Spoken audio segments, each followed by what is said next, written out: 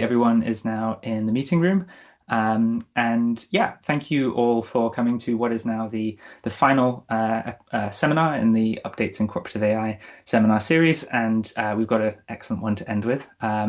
So yeah, if you haven't been before, this is our regular monthly seminar series.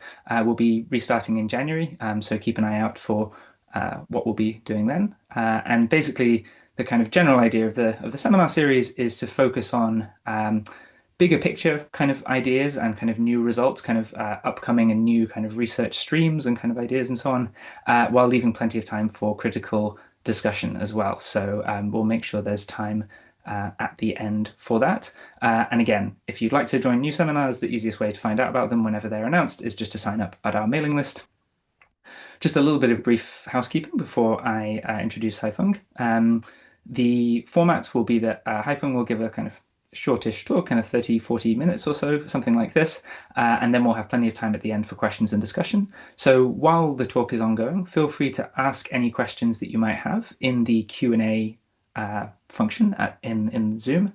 And also, even if you don't have any questions, you might want to kind of upvote questions that are there so that the best ones can be asked at the end.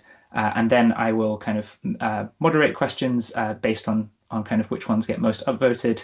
I'll call on you. If you can unmute, then this is great, and I'll hand over straight to you. And if you can't because you're, in a library or something like that, then I'll just read the question out, and we'll have a discussion that way. So yeah, that's it just for the basics on housekeeping. So now I have the pleasure of introducing our speaker for today, who is Haifeng Xu. So Haifeng is a assistant professor in computer science and data science at the University of Chicago and directs the very catchily titled Strategic Intelligence for Machine Agents, or SIGMA, research lab, which focuses on multi-agent AI and data-driven decision making. His works have been recognized by a few major awards, including the AI 2050 Early Career Fair, IJCAI Early Career Spotlight, Best Paper at the Web Conference, and a Best Paper at AMAS. And Haifeng publishes regularly at leading venues in machine learning and computational economics, and serves as an area chair or senior program committee for venues such as ICML, NeurIPS, EC, AAAI, and beyond. So yeah, absolutely delighted to have Haifeng here. I think yeah, his lab has been publishing like a really nice kind of and very interesting novel stream of work at the intersection of kind of game theory and LLM agents. And so yeah, basically fascinated to hear a bit more about that. And so without further ado, I will hand over. Thank you, Haifeng. Yeah, thank you so much for the kind introduction. Let me start by sharing the screen. Where's my slides? Okay. Can people see my slides? Yep, that looks great. Thanks. This is the full screen, right? Okay, good. Let's see. Yeah, so thanks for the kind introduction, Luis. My name is Haifeng, assistant professor in computer science at U Chicago, and also part of our data science institute. What I'm going to share with you guys today is a kind of a perspective that I think I recently start to have, and also some works motivated by the perspective, is the interplay of economic thinking and the language models. I'm going to give you a bunch of examples and hopefully, tell you what are the lessons we learned through this journey. Good. See my okay. I want to start with a kind of a phenomena that everyone is observing these days is language model research seems to become a race on benchmarks. And that's this is the recent announcement of GPT 5.5.2. And the core thing for people to show these days is what is your score on all these different long list of benchmarks. I'm just a screenshot part of those, but there's a long list of benchmark performance for those. I was searching actually because I was very interested in comparing Gemini 3 and GPT 5.2, trying to see which one is good at what. And the first thing came up to on Google search is how do they perform or compare on different benchmarks.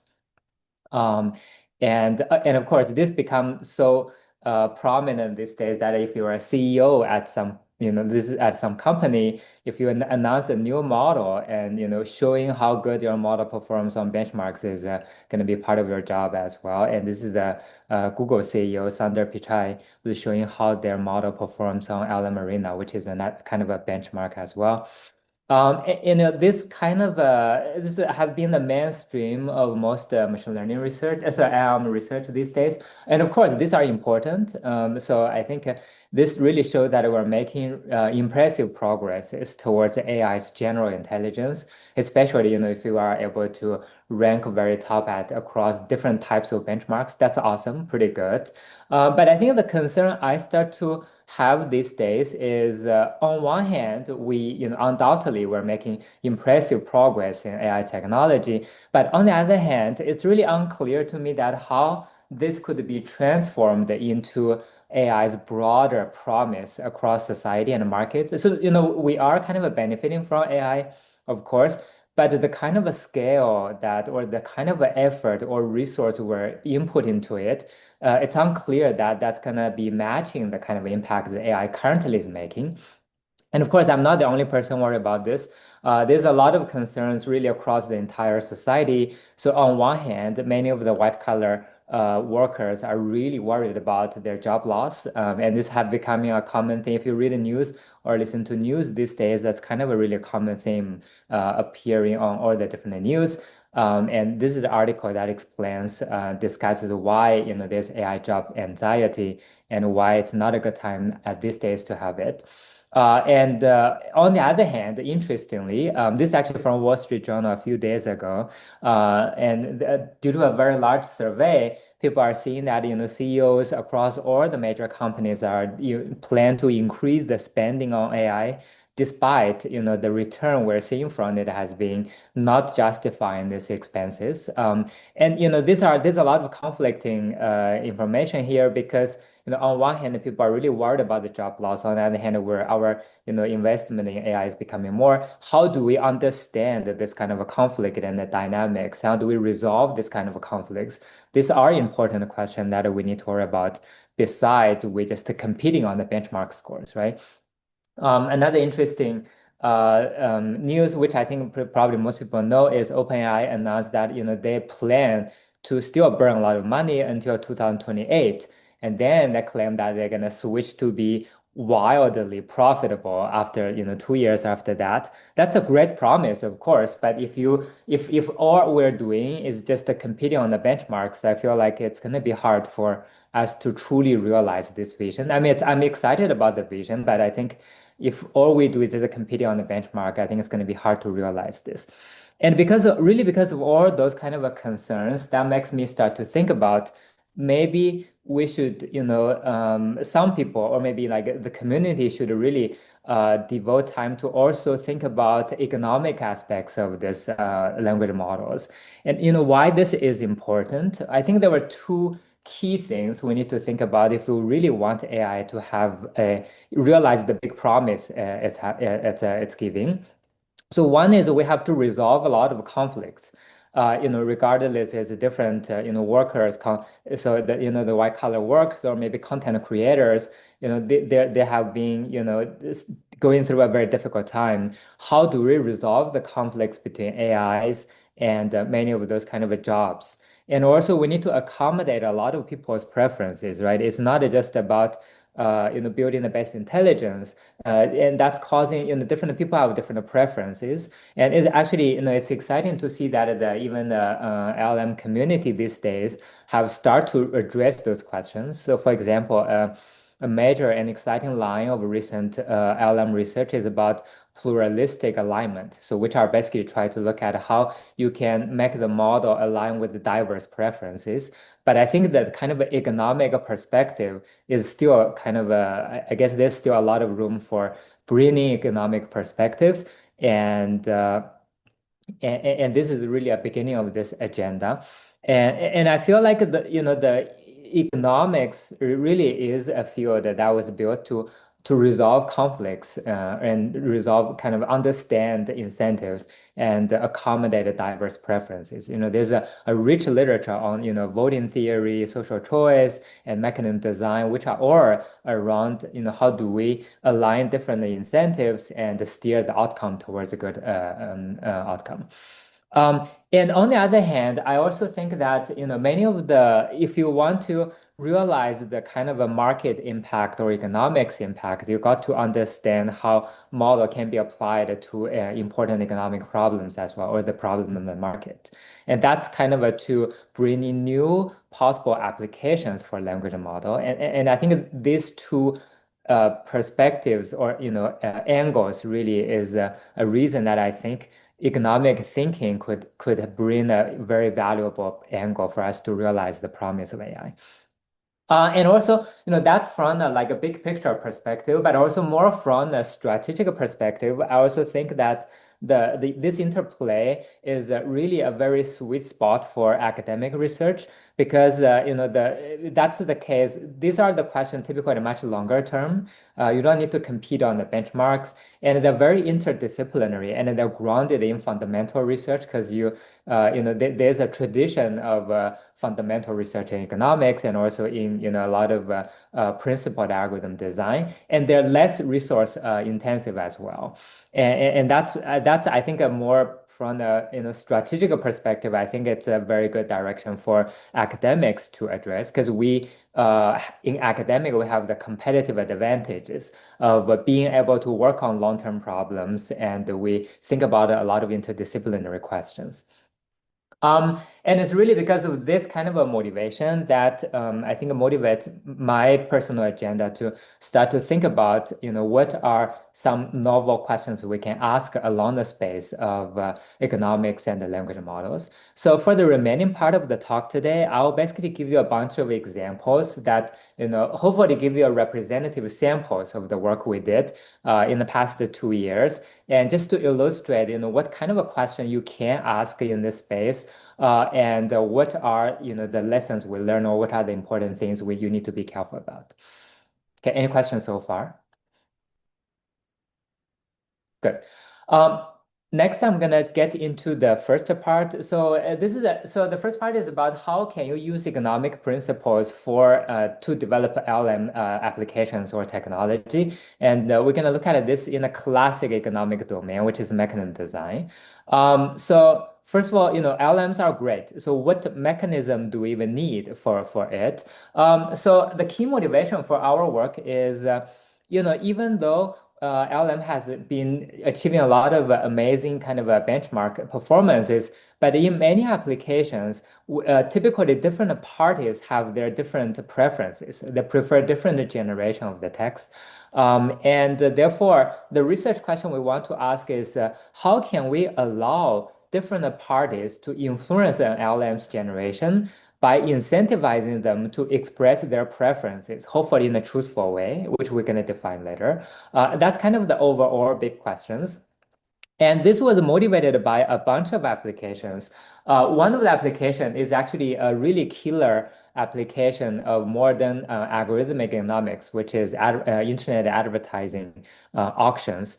And that's really, the kind of a revenue engine drives billions of dollars of revenue behind Google, and also which is the reason that can enable them to spend a lot of funding on this research because there's a bigger revenue engine that drives these innovations, and that's advertising auction. Currently, or the advertising auction is run basically this way for whatever, whoever search the internet. Let's say, for example, you search a trip to Hawaii. Very often you should be able to see two labeled ads. So the word sponsored means they are labeled as ads. So, I'm using kind of a fake name just to avoid the copyright issue. But typically you're gonna see some, if you search Hawaii, you're gonna see some ads from resorts or ads from airlines. They're trying to promote their product to you. Currently, what the advertisers are doing is they need to submit a bid in order to express how much they want to be put in that position, and that's gonna determine how much they need to pay if they are indeed put there, and maybe user indeed clicked their ads. So that's kind of the standard advertising auction that's running these days across really, all the platforms of Google or Facebook and this internet platforms.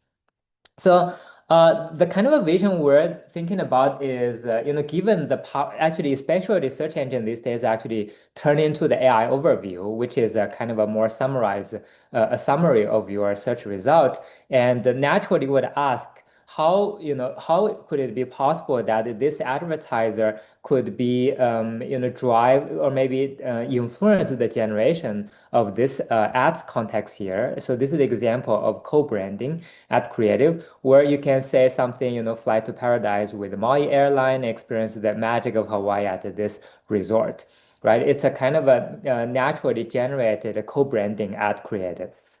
So what we want to achieve is we want to have an automated way to generate this ad creative. Moreover, we want to allow the advertisers in this particular application to express their preferences, how much they want to be showing their ads to the user, and therefore through that preference that can influence how the result going to be depending on their bid.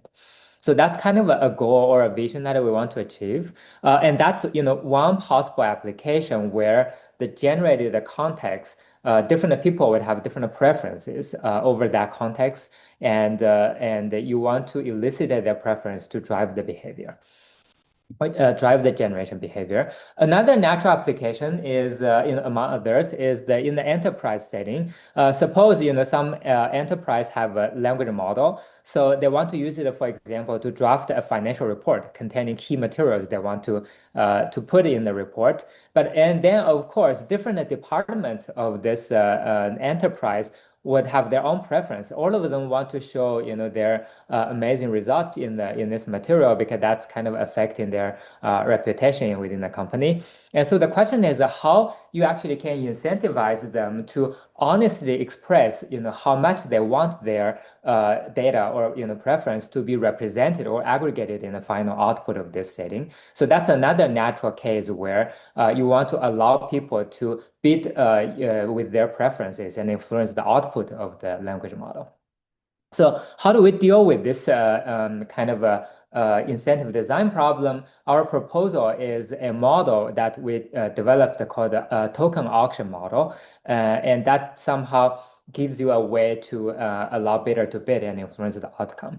So to describe the auction, so I'm gonna start with a little bit of basics just to make sure that people are on the same. I think I imagine this audience should all know how language model work by just 30 seconds introduction of language model. So essentially, large language model is a kind of auto-regressive process. So the text, we're gonna think of the text, whatever text you input as a sequence of the so-called tokens, and then given this partial sequence of the token, the model is gonna predict what's gonna be the next token, or next word for simplicity, and then there's a probability for the next word. For example, if you look at a mechanism design 4, well, the next word could be large, or could it be social because you want to say social good, could it be for revenue, right? And could it be for welfare? There are different probability for those.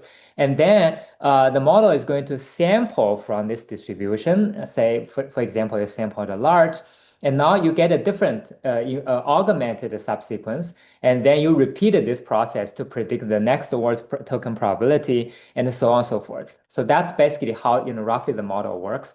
And we want to somehow influence this kind of a sampling procedure and the distribution of the token in a way that it's going to favor different advertiser if they really wanted them to be presented.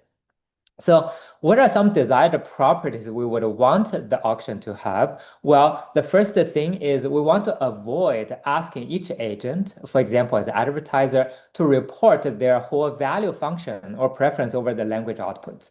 Because there were just millions of different possible language outputs, it's impossible you ask the agent to tell you what's your reward for each of the output, right? That's unrealistic.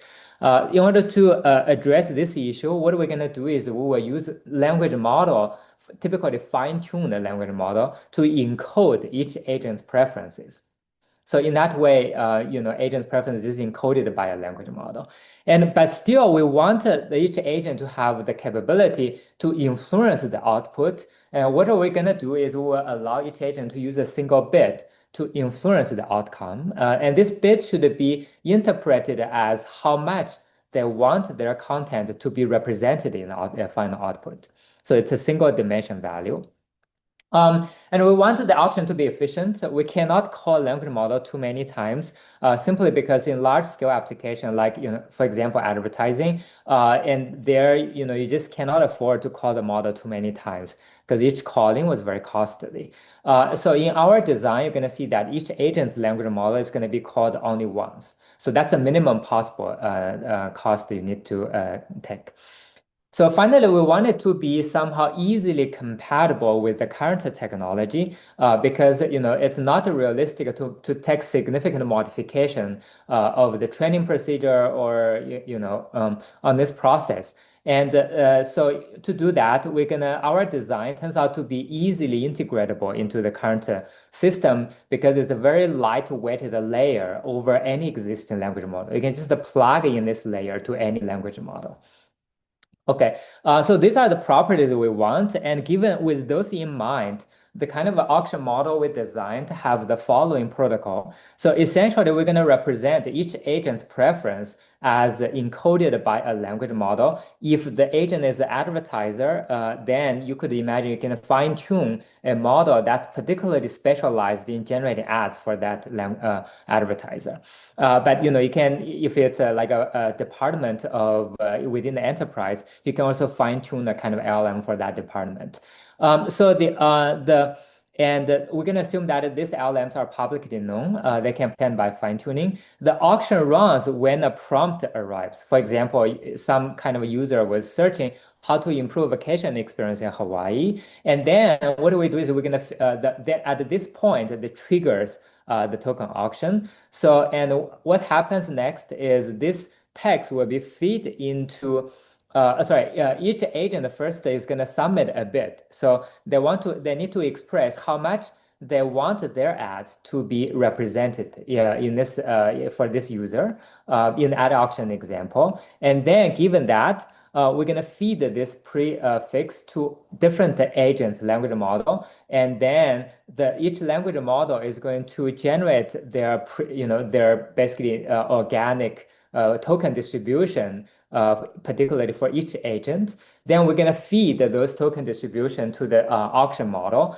And now the auction model is going to have bid, and each agent prefer the distribution of tokens. And just a caveat, in many situations, you want to ensure the presence of the organic content, which is if there's no one influence the output, what's the organic output? This can be easily done by setting one of the agents as a default agent with a default bit, so that you can, always have a presence of the organic contents. So what the auction is going to do is it will determine an aggregating function. How do I aggregate this different token distribution and the corresponding bit into a single final token distribution? And given that, then we need to determine what's going to be the payment for each agent. Because that should depends on how much your language was presented in the final token distribution. Okay. And then given that, we're basically going to sample the next token from the aggregated distribution. And this process is going to be repeat. And that's why it's a token auction. You're basically try to auction off the token one by one. And so therefore, the core design in this kind of architecture is to design how do you aggregate the bit vector, the bits and the preferred distributions, and how do you design the payment for each bidder I? So the reason you need to design payment is because in many situations, payment is necessary to align people's preferences, and that's why it's an important part of the design. So in order to design those, the very natural first question came out to our mind is why not running the VCG auction? So for audience who don't know what is VCG, it's a classic widely applicable auction mechanism that can guarantee you always achieve the best possible welfare, but there's a payment associated with the mechanism as well. It's a very important, a very foundational result. That was a Nobel Prize winning result as well. So why don't they just run the VCG auction? Well, it turns out that in our particular application, you cannot run VCG. The reason is because VCG really relies on the fact that you can get a complete reward function from every agent, and that is not possible in our case. because a bidder or an agent cannot fully specify their preference value across any possible language output. So what we choose is we're gonna do indirect mechanism design, which means I don't know the real preference function, and we're gonna do an indirect design over the preferences, and we want to go through using the kind of a robust consideration of the agent preferences because that's what typically the choice when you don't know exactly the preferences. And next, I'm not going to jump into too much of the detail, but instead I'm going to just give you a taste of what the technical development is like, just to give you a flavor about if you work in this kind of a novel domain, what kind of modeling innovation you need to have, and how can you actually adapt classic theory into this novel modeling. So a crucial part of our design is a robust way to compare the token distribution. And the reason we need to do this really is because we cannot elicit the exact preference. And therefore, we have to somehow work under this uncertainty. And that gives us the perspective of robust design. So the motivation is the following, simple example. Suppose there's a sentence that we're looking to complete. So it's enjoy the Hawaii retreat with either an airline or maybe some kind of vacation package. Suppose that one agent's LM's token distribution is zero point 0.6 having Maui airline and 0.4 have a package. And that's pretty common in all the language model. Every token have a probability. And now if I ask you, how do you compare? Because the language models generation, the final aggregated distribution is likely going to be different from this P. So now if I ask you if the aggregated distribution is Q1, which is 0.5, 0.5, or Q2, 0.6 and 0.2, which one you think is a better? Which one is preferred by this agent, whose favorite distribution is 0.6 and 0.4? If you compare P with this Q1 and Q2, you're going to see that the answer is really unclear because on one hand, Q1 seems to have a closer distance to P because every entry is off by 0.1. But on the other hand, Q2 seems to be deviating to the right direction of P because originally you have probability 0.6, but now I increase that which seems to be like you favor Maui airline a little bit more over another token, but now I'm increasing that token with the probability would even become higher. Seems like that seems like a good deviation, even though the deviation was large. So it's hard to really compare which one you're going to prefer in this case. On the other hand, there are some distribution which should be robustly preferred, or it's kind of obvious that you should prefer this Q. And that's, if you compare Q3, which is 0.7 and 0.3 over Q2, which is 0.8 over 0.2, and you can somehow safely claim that Q3 is a better choice than Q2. Why? Because so compare with the Q2 and Q3 here, their deviation is along the right direction or along the same direction, but the deviation is always smaller entry-wise. So even though I don't know the agent's full preference distribution, but this somehow seems like a natural case where Q3 should be preferred over Q2. And that really motivates us to really define what is a robust preference over these token distributions. And we said that the token distribution Q1 is robustly preferred over Q2 by an LM agent I, whose desirable distribution is PI if the following two conditions hold. They're basically saying the deviation is always along the same direction entry-wise, and the deviation difference is entry-wise smaller as well. So that's two conditions specified mathematically here. And this really defines a partial order over the token distributions because not every two distribution are comparable, only some of them are comparable. It's a partial order. And then basically what we do next is we're going to do indirect mechanism design with respect to this kind of a partial preference order with robust preferences. So the first step is we want to reduce incentive design to this aggregation function design. Essentially, we want some desirable incentive properties. One is if you pay the higher, then you should get a distribution that's robustly more preferred to you. And this we want this to be held irrespective of other bidders' bids.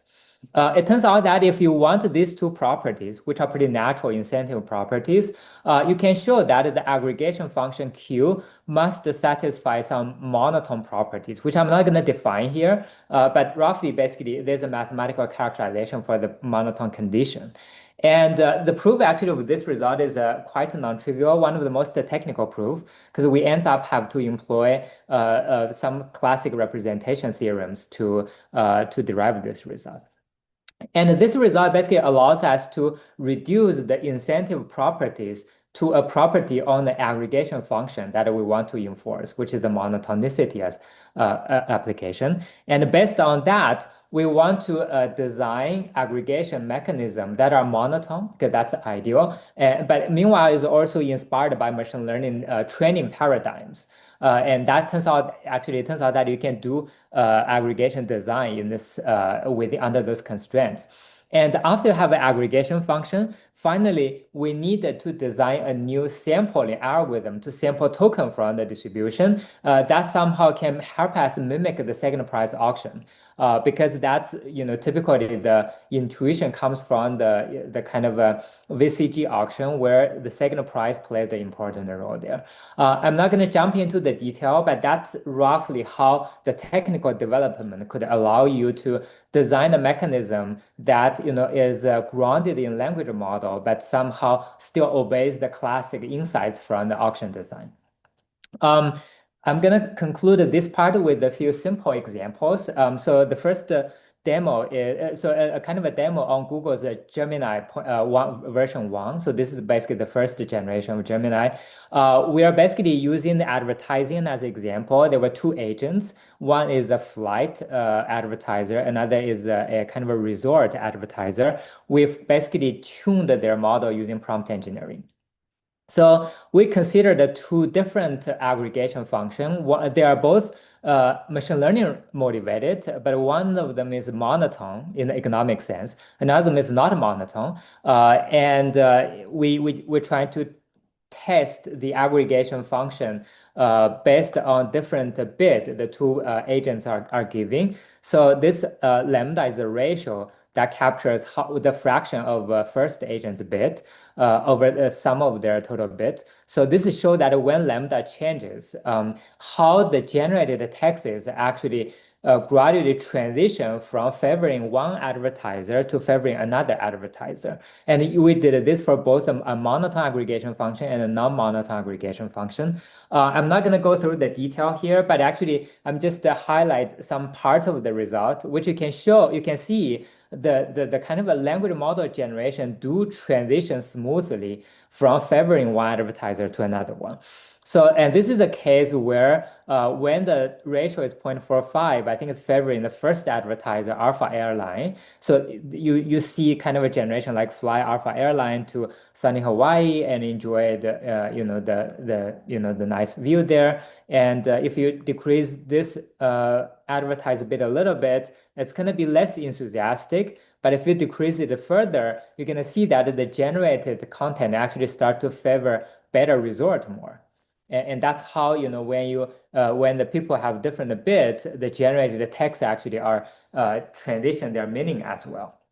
And we also observe that this monotone aggregation function, which is the linear kind of a function, does appear to be more smooth in terms of the language generation compared to this non-monotone version, which is another kind of a machine learning motivated aggregation function.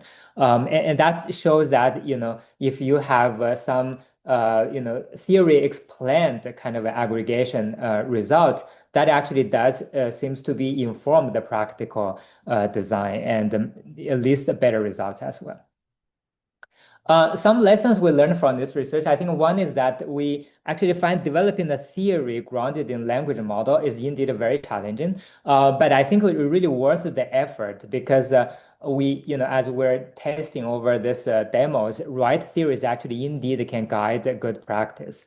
But I think the things we spend a lot of time is really to uh, develop this modeling effort because a key challenge in this process is really to find the right level of abstraction. So, you want your abstraction of the model to be mathematically clean so you can develop theory. But if it was too mathematically clean, then sometimes it's kind of a not grounded in model anymore. And the theory is kind of a little bit far from the model. So it's really the challenge is to find the right balance between those. I think we really for this work, we spend more than half of our time really is to discuss the model. So we started with a lot of modeling idea and ends up or fail either because it's intractable to develop any theory, or we found that the theory essentially had nothing to do with the model. So what I'm presenting is a lot of kind of a back off and this kind of a debate to at the model that we arrived at the end. But on the other hand, I think this economic thinking really offers many fresh perspectives. I think what we did is only one example, and if we do this well, there's a really potential for huge impact because and I think many of those economic thinking can help us to really bring the model to real practice and make it to serving millions of people in this kind of a context. And that's the first part that I want to share with folks. I think there are some questions. Let me see whether there are.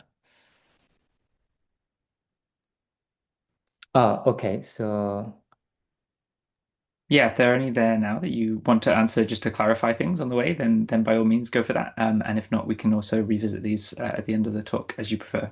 Totally up to you. yeah, I think maybe we can leave this to the end because I think I imagine I in the remaining part I think it's going to be 10 minutes or so. So Cool, the great. second part, yeah, the second part I'm just the font is smaller because I think I want us to give you another perspective about how we can so in the first part we're trying to use economic principle to for LM application. The second part I want to show you actually how you can use language model to actually study new economic questions. So, to change the way we think about economic models. Here I'm going to use an example from information design. So first of all, what is the difference between mechanism design and information design? Well, in mechanism design, typically what we do is we design agents incentives. So, what's the reward they're going to get to kind of steer their collective behavior. But in information design, we do a different thing. We also want to influence agents' collective behavior, but typically through revealing, decision relevant information, not to control your reward value. Why information is effective as a way to change people's behavior? Well, pretty natural because typically what we know is going to determine how we act, in addition to, what's the outcome of that action. There's a lot of recent research in information design. I think it's partially driven by digital economy because there's a lot of information flowing on the internet, and you want to reveal information in different applications. A canonical example I like to illustrate for information design is actually an example I think is familiar to this audience a lot. It's basically writing recommendation letters. So this is basically this is a procedure that the advertiser reveals information to recruiter because when a particular student you want to tell the recruiter the student is exceptional or is just an average student, right? It's about information revelation or information design. The recruiter, they're going to update their belief upon seeing the letter. So, now you learn more about the student, you think you have a better belief about the student. So, of course, honest letters ideally should be the following. So whenever the student is an exceptional student, you say it's an exceptional student. Whenever a student is average, you say it's an average. That's the ideal way we would hope all the letters are like. But actually, in many practical situations, the information was more strategically revealed. Sometimes, when the student is excellent, you say it's excellent. But sometimes when the student is average, people would still write a very enthusiastic letter as well. And sometimes they do not. And this process really is a partial information revelation, so that now when the recruiter receive a strong letter, so the recruiter was going to update their belief, because that doesn't mean the student is definitely excellent, but there's a higher chance that it's excellent. So that's basically the whole idea of information design. And of course, there's extensive research in designing the mathematical structure of this information procedure. People call it a signaling scheme. Many extensive research recently, people study many complicated situations. What if I have many senders who are sending information? What if I have many receivers who are getting those recommendation letters? What if the belief is uncertain? How do you do robust design? What if you need to repeatedly reveal information? You name it. There's a long list of different questions people study. Um, but the kind of a question that makes me start to think about it recently is even though this mathematical model are clean and elegant, but the real world information revelation is not really through telling the mathematical, a signal symbol. Like, if for reference later, we never just write a single word saying excellent, right? That's not the way we reveal information in reality. Instead, the signal of excellence was carried in a long description of natural language to describe, frame a lot of things we say about the student. So this is not the real recommendation letter. The real ones is a long list of achievements you want to say and different way you want to frame the achievements. So the key insight we learned from here is that besides the signal of a strong recommendation, how you frame this signal or letter matters actually a lot in practice. So especially that I actually sometimes serve on the search committee in our department and realize that the letters these days are becoming longer and longer. And somehow becomes like a proof of work to show that this is a strong recommendation. Really you need to frame things very well. And of course, this idea of how you frame things matters to the decisions is a very classic idea. It's actually from two phenomenal research at a paper at Science. It's called The Framing of Decisions and the Psychology of Choice. I believe the study along this space also won a Nobel Prize in economics, behavior economics, I think. And this really motivates us to think about how we can enrich actually classic mathematical model information design with this framing design using languages to frame your signals. And so we study how you can model those and how you can leverage the language model to actually search for the optimal framing. For example, using kind of a gradient descent on the contextual level. And that's what we studied. And so that's more the technical part of the paper. And we also concluded the paper with some interesting case study on how you actually can use framing to recommend the realtors to, house to purchase to kind of house hunters, and how you can use framing to do advertising as well. And here is a kind of example we showed in the paper, which is about how you can frame so Patagonian, how you can kind of frame a new clothing line from Patagonian. So this is the original. What I'm showing here is the original Patagonian framing, which they have a slogan and their description of the product. I'm not going to go through the detail, but the slogan you can read is just build the best product. So that's their original slogan. And it turns out that if you use LM to optimize the framing, where there's some kind of a search procedure you can do, actually you can see the LM slogan is much better. To us, sounds like. So it was a fashionably functional, gear up for your next adventure. That's what we, through a search process, the LM can output.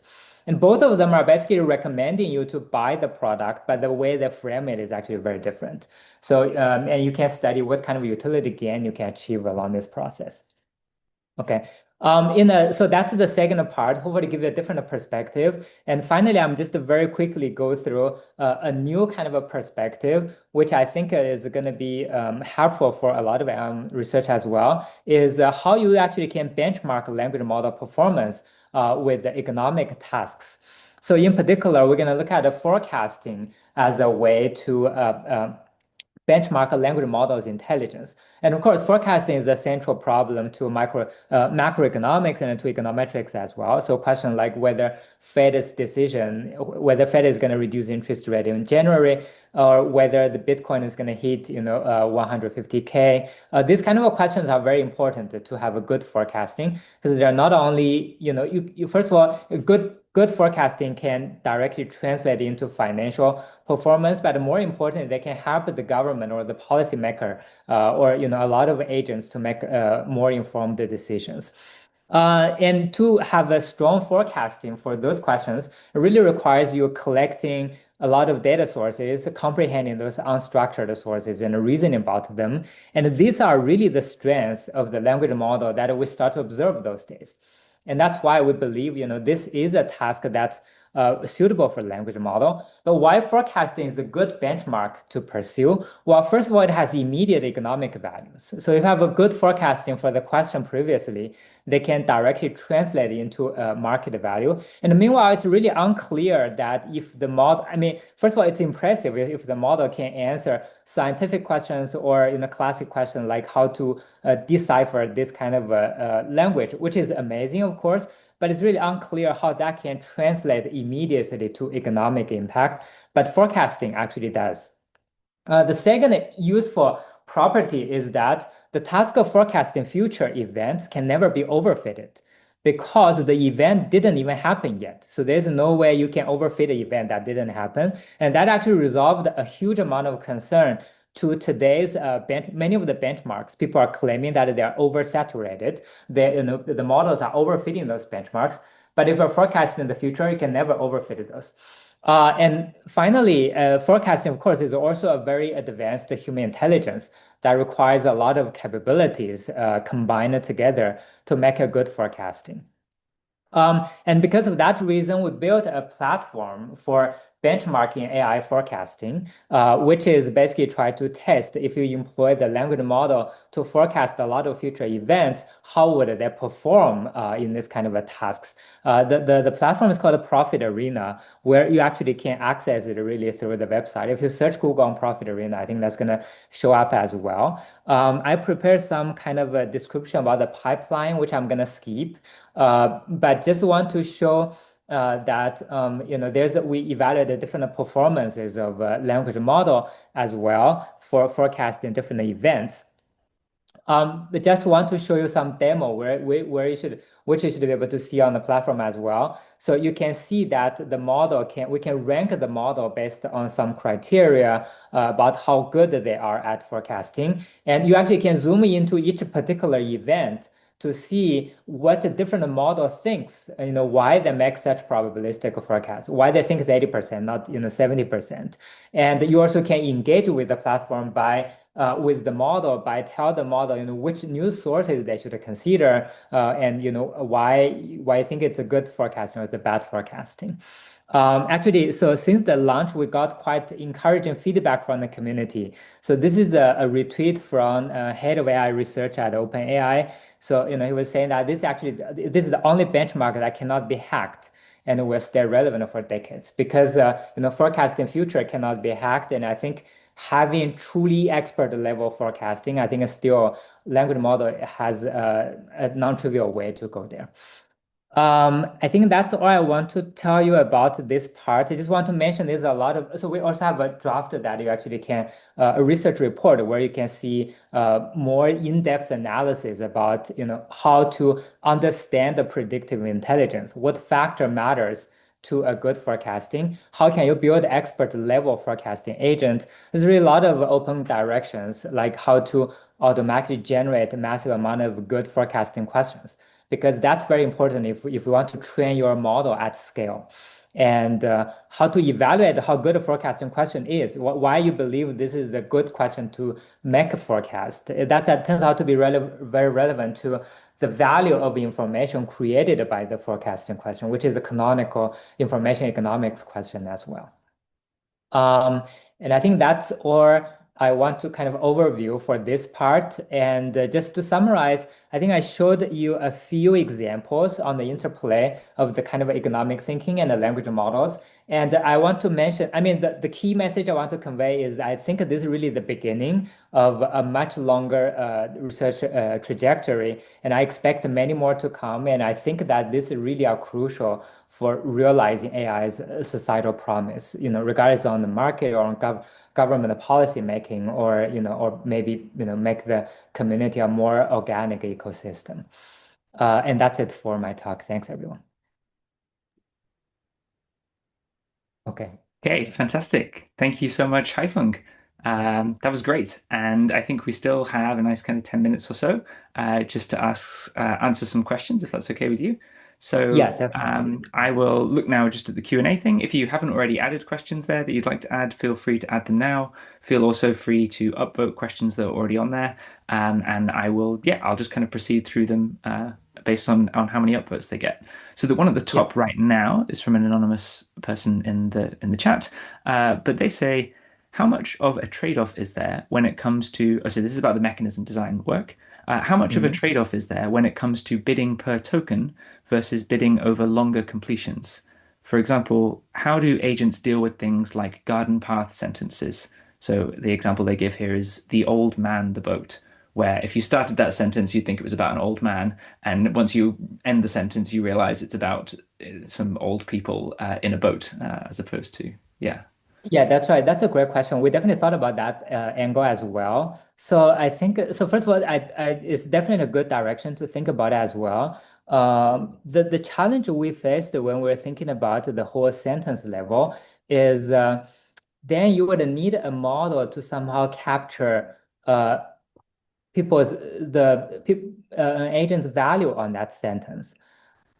And that was a bit difficult for us to model. At the token level, I think the token distribution is a natural candidate to tell you, the preference over that token level. But at the sentence level, it's a bit hard for us to have a good value function, or any kind of a function that can capture your preference. So that was a challenge we faced. But I don't want to say, that's not the right direction to think about. It's just to be careful. There's this challenge you need to resolve before you look at things there. But it's a very good question. Yeah, we definitely thought about that as well.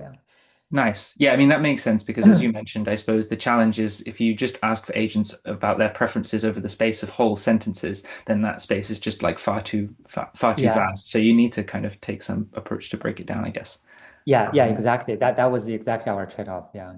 cool. Okay, Gabriel also has a related question. I'll hand over to Gabriel if he can unmute, and if not, I'll just read out the question. Yeah. I have just like one procedural question about the token auction model. Is like the full output from the entire token auction revealed to all the bidders once at the end, or is it token by token? So, for example, everyone places a bid, the winning token is revealed, and the agents then replace, a bid based off of that. If they say won that token, that specific iteration of the token auction, and so on. Yeah, that's a great question. I think from the modeling perspective or the theory perspective, like everything in the paper should be applicable to both cases. I think that would more become a practical question, a design question in practice, where do you want the agents to have the control for every token, or you can say, whatever bid is submitted, that's going to be used across all the token generation.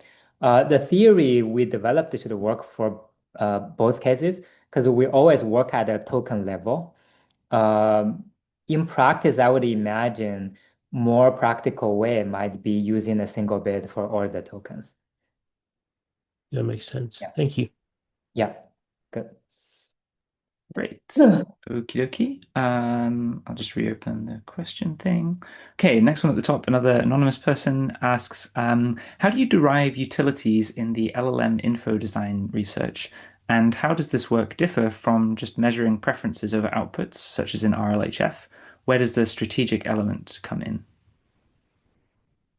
Sorry, the first question is how do I measure? Oh, where do the utilities come from in the LLM information Ah, design work?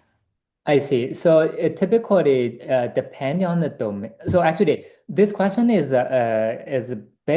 typically in those econ model, people is going to have a utility value for different people. I think the question is equally valid. Like, how do those utilities typically come from? If you look at for example, even the recommendation letter example, and what's the utility that the advisor gets a student accepted by this recruiter or get not accepted by the recruiter. I think this typically comes from domain expertise, domain experts who are going to tell you if you are able to successfully recommend this realtor, for example, to the house hunter, what's going to be the value for that? If if you didn't recommend, what's going to be the value for that? So those utility teams typically comes from domain experts. And classic information design theory is going to say, oh, let's just figure out the math, figure out the revelation procedure of that signal. What we are saying is basically saying, in addition to use that mathematical procedure of revealing information, you need to design the language frame of each signal, which doesn't actually change the utility structure at all. So the language frame was designed to induce the right action. And your utility is associated with the action, not with the language. I'm not sure whether that answered the questions. Cool. Yeah, I see. I think, well, if the anonymous person wants to say that it doesn't, then that's fine. But I think I Yeah. guess we'll see. If they comment, then we can see if it did. But if not, we'll assume that it did answer the question. I think the second part of the question is where in what way does the strategic element come in, as opposed to just say like generating kind of preferred statements. So in the same way that RLHF is used to kind of train LLMs and so on. So Oh, of course you forget there where the utility comes from. Maybe it's a reward model, maybe it's a human saying yes or no or whatever. But I guess in information design, this person's point is that then you usually have some kind of strategic kind of like element going on. yeah, good, good. So that's a great question. Where is the strategic part come from in this setting, as opposed to just do always, like RLHF, always just induce the right preference? So the strategic part actually is easy to think about in the recommendation letter example. If you do Mm, the RLHF kind of a training, which basically means you always want to write this extremely strong letter for every student, right? Because that's the preference, right? You want to, essentially, as an advisor, let's say you always just want your student to get hired. Let's say, that's if that's your preference. If that's your preference, then RLHF are gonna say, okay, let's write a strong letter for every student because I want all the student get hired, right? But of course, that's not gonna work because, if I'm not, maybe some of the people are faculties here, you will learn the lesson that you shouldn't write a strong letter for every student because that makes you lose your reputation. So you want to give a little bit of mix to the way you can convince people, but you don't want to give away too much of your reputation. So it's a very subtle strategic balance, and that's the difference from RLHF, where you just purely try to follow your preference, give the write a strong letter for every student. got it. Cool. Nice. That's a Thanks. I very think good that question, definitely actually. that Yeah. finishes the question for sure. Cool. Next question we have, I think we've still got time. Yeah, just for maybe one or two more. We've got one from Laura, who I think is in the room, but okay, maybe cannot unmute. So I will just ask the question. Okay, yeah, which is Yeah. how do the models do on forecasting relative to humans? Based on the graphs and the numbers, so 80%, 90%, they seem very good already. What kinds of questions are you giving them? Oh, good. Yeah, I didn't get time to go through that. So what kind of question to give them? It's a very good question that you ask it. So currently what we do is we basically fetched out the question from the prediction market in the US, which is Cauchy. I'm not sure how familiar this audience are with prediction market, but those are basically the events that has a lot of, actually, this is one of the prediction market event, which is basically saying they ask people to forecast whether Fed is gonna reduce interest rate in January, which is in a month. And different people have different beliefs. So people are gonna be bet or maybe they buy the contract for this outcome depending on your belief. And the prediction, this is from prediction market Cauchy. So they have a collection of thousands of events. We just got all those events. The reason is because those are all human curated events, therefore has quality guarantee. So those events typically either typically are the events of wide interest, and that's why people are going to be betting on those. And currently, that's all the events we got, which is from this prediction market. But on the other hand, we're actually very actively working on currently about how you actually can automatically generate high quality forecasting events, right? And that's a very non-trivial research question we're working on as well. And in the future, we want to have a strong forecasting question generator, and then we can benchmarking language model based on the question we generate. So that's a future plan. Cool. All right, fantastic. Well, I've just noticed that we're now at the hour, and I think that's also a very nice kind of question, kind of thing to kind of close on in terms of kind of future work, and also I think the potential of these kind of forecasting benchmarks. Because I agree, it's a really interesting point that I hadn't realized about this kind of fact that you can't really game them. I guess maybe apart from like performative prediction or whatever it's called, where you can like, you can make a big bet on the stock market and that in turn influences the kind of state of the market and so on. But I suppose we're not doing those things just yet with LLMs. Um, but but yeah, and also very useful for kind of thinking about kind of emerging technologies and kind of risks and kind of big picture kind of questions that I guess certainly we at the Cooperative AI Foundation end up spending a lot of our time thinking about. So yeah, I guess once more, thank you so much, Haifeng, for a really, really nice overview of this great work that you've been doing. And thanks to everyone else in the audience as well. Yeah, we'll be back in January. And so in the meantime, I hope you all have a nice break if you're taking a break. And yeah, see you then. Yeah, yeah. Thank you, everyone. Hope you have a great break. Yeah. Fantastic. Hope Thank to you. see some of you later. Yeah. Bye bye.